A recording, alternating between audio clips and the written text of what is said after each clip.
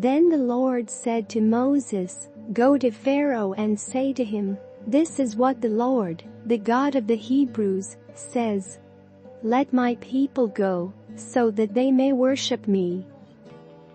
If you refuse to let them go and continue to hold them back, the hand of the Lord will bring a terrible plague on your livestock in the field, on your horses, donkeys and camels, and on your cattle, sheep and goats.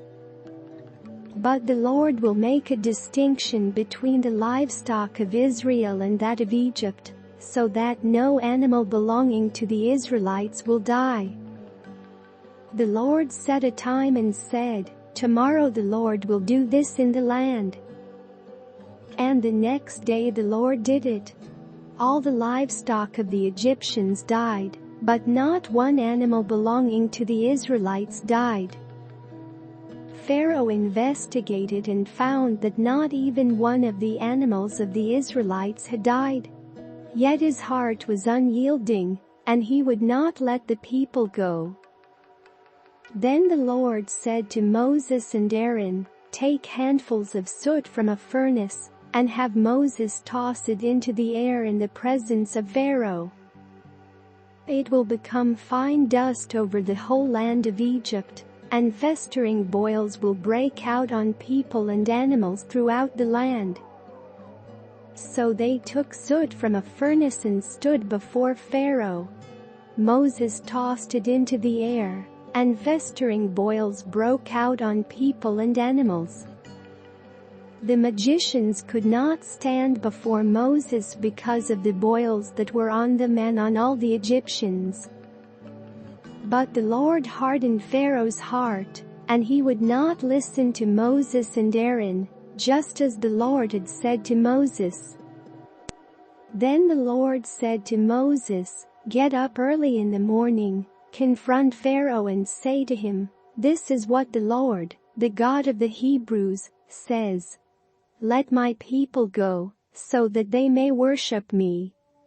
For this time I will send the full force of my plagues against you and against your officials and your people, so you may know that there is no one like me in all the earth. For by now I could have stretched out my hand and struck you and your people with a plague that would have wiped you off the earth. But I have raised you up for this very purpose, that I might show you my power, and that my name might be proclaimed in all the earth. You still set yourself against my people and will not let them go.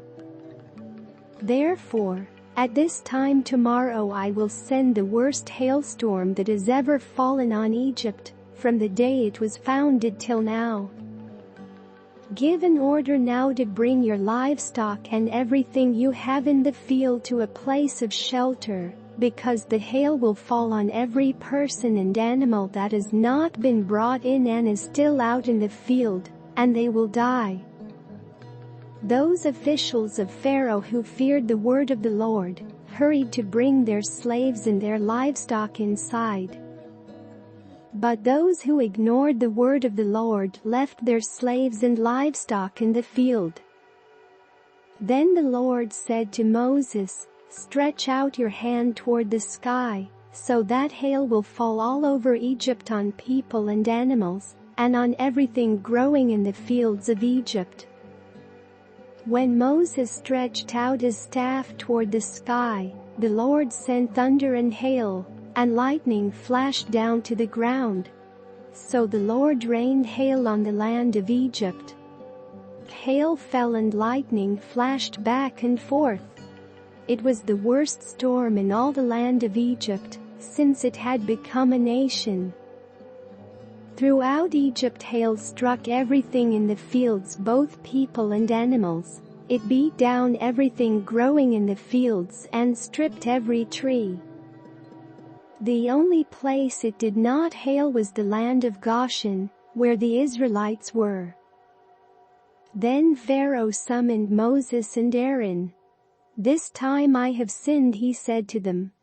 "The Lord is in the right, and I and my people are in the wrong. Pray to the Lord, for we have had enough thunder and hail." I will let you go. You don't have to stay any longer." Moses replied, "When I have gone out of the city, I will spread out my hands in prayer to the Lord. The thunder will stop and there will be no more hail, so you may know that the earth is the Lord's. But I know that you and your officials still do not fear the Lord God." The flax and barley were destroyed, since the barley had headed, and the flax was in bloom. The wheat and spelt, however, were not destroyed, because they ripen later. Then Moses left Pharaoh and went out of the city. He spread out his hands toward the Lord. The thunder and hail stopped, and the rain no longer poured down on the land. When Pharaoh saw that the rain and hail and thunder had stopped, he sinned again. He and his officials hardened their hearts.